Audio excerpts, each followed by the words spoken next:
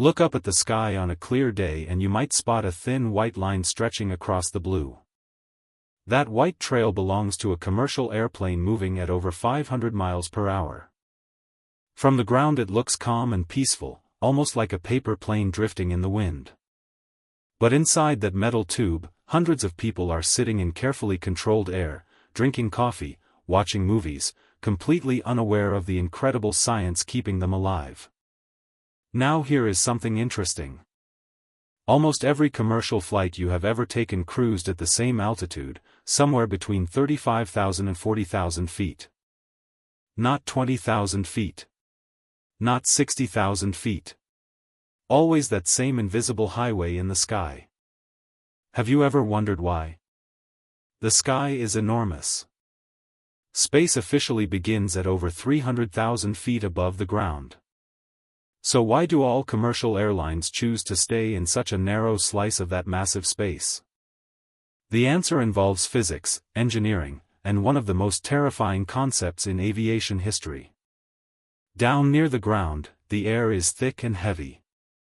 That is great for breathing but terrible for flying fast. When a massive airplane pushes through thick air, it creates drag. Think of drag like the resistance you feel when you try to run through a swimming pool. The water pushes back against your body and slows you down. Thick air does the exact same thing to an airplane. The engines have to burn enormous amounts of fuel just to move forward, and that costs airlines millions of dollars every year. So the solution seems simple. Fly higher. Up at 35,000 feet the air is much thinner, meaning less resistance, less fuel burned, and faster travel. But you cannot just keep climbing forever. Jet engines work by pulling oxygen from the surrounding air and mixing it with fuel to create thrust. If the plane climbs too high, the air becomes so thin that the engines cannot get enough oxygen to run properly. They lose power and eventually shut down. At the same time, wings need air molecules pushing against them to generate lift. Without enough air, lift disappears and the plane falls. Flying too high makes everything stop working at once. This is why engineers discovered what they call the Goldilocks zone. Between 35,000 and 40,000 feet, the air is not too thick and not too thin. The engines breathe comfortably, the wings generate enough lift, and the plane burns the least fuel possible.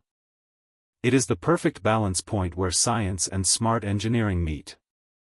But there is a darker reason why planes do not fly higher. Aviation experts call it the coffin corner, and the name alone tells you how serious it is. As a plane climbs into thinner air, it must fly faster to stay airborne. The minimum speed needed to stay in the sky goes up with altitude. Fly too slowly and the wings lose lift completely. The plane stalls and begins to fall. That is every pilot's nightmare. Now here comes the truly terrifying part. As a plane goes higher, outside temperatures drop dramatically.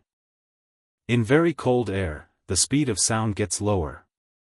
If the plane flies too fast, air rushing over the wings can reach the speed of sound and create powerful shockwaves that destroy lift and can shake the aircraft apart.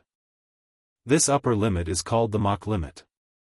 So at very high altitudes two things happen simultaneously.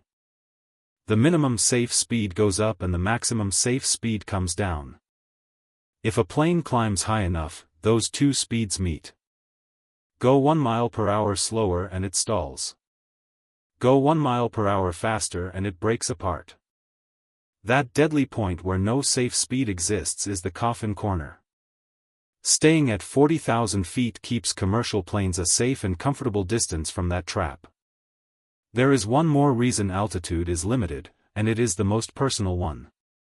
You, the passenger. At 40,000 feet the outside air pressure is so low that a human being loses consciousness in under 20 seconds. This is why airplane cabins are pressurized, pumping safe breathable air inside so passengers never think about any of this. But engineers also plan for emergencies. If a window breaks or a seal fails, pilots can dive the plane down to around 10,000 feet where the air is breathable again. Oxygen masks by passengers the few minutes needed to survive. At 60,000 feet a person would have only 3 to 5 seconds of useful consciousness. There would be no time to do anything at all. Some aircraft have broken this rule. The Concorde cruised at 60,000 feet using specially designed engines and unique wings built for supersonic flight. Smaller private business jets can reach 51,000 feet. But these are machines built for entirely different purposes. For the giant commercial jets carrying hundreds of ordinary people across the world every single day, 40,000 feet remains the answer. It is the height where safety, fuel efficiency, and the laws of physics all agree perfectly. So next time you look out that tiny oval window and see blue sky above and white clouds below, remember this. Every single commercial airline in the world, carrying hundreds of millions of passengers every year, chooses the exact same altitude. Not 50,000 feet. Not 60,000 feet. Always 40,000 feet. Because that is not a random number. That is the only number where engines breathe properly, wings generate safe lift, passengers stay alive, and the deadly coffin corner stays far enough away to never be a problem. 40,000 feet is not a limit that airlines chose. It is a limit that physics, biology, and engineering all agreed on together. And until something more powerful and more intelligent than all three of those things comes along, every plane you ever board will cruise at that same invisible highway in the sky, right where it has always been, right where it always needs to be.